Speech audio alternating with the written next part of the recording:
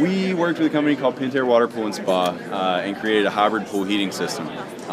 It's hybrid because we work with a heater that's operated with gas and then a heat pump that's operated with electricity.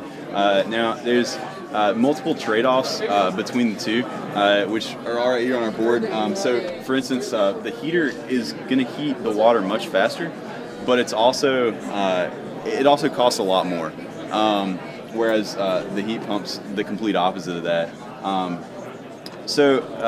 Out west, I think prior to 2005 or something, the statistic was that heating pools was the second largest consumer of energy out west, right? So that's a pretty big deal, and Pentair's aim is to reduce that. So last semester, these guys got together and they built sort of a little system that simulates environment.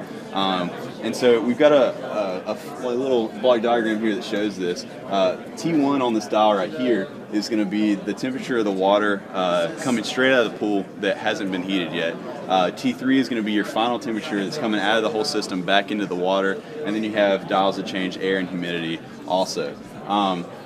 This is their system that they've set up. The algorithm for heating it right now is pretty elementary. There's a set temperature here that's set to 75 degrees right now.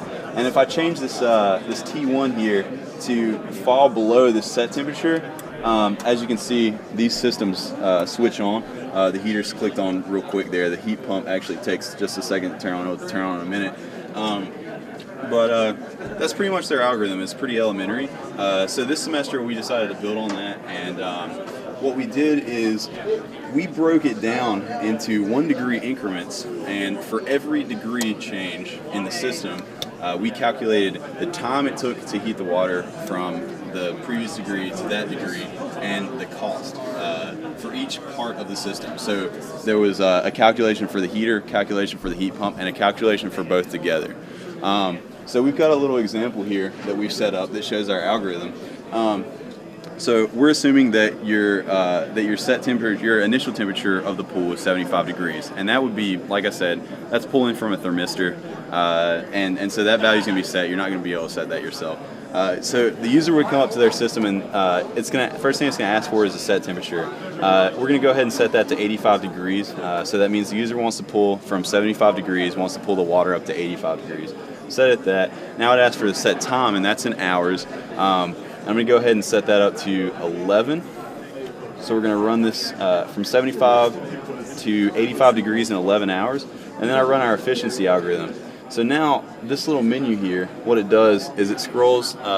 We have 75 degrees here, and this is the status of the system. So right now it's running the heat pump, and as I cycle through this and change this temperature, you can see at each degree what the status of the system is. So when I go to 79 degrees, it shuts off that heat pump and turns on the heater. And then as I continue cycling through this, get up to 85 degrees, which is our desired temperature, and the system is going to shut off. Now, if I go here, this shows the exact time it's going to take to run through the schedule, which is 10.5 hours, and we specified 11 hours, so that's pretty good. Our cost is going to be $18.07, and that's with realistic values from Progress Energy.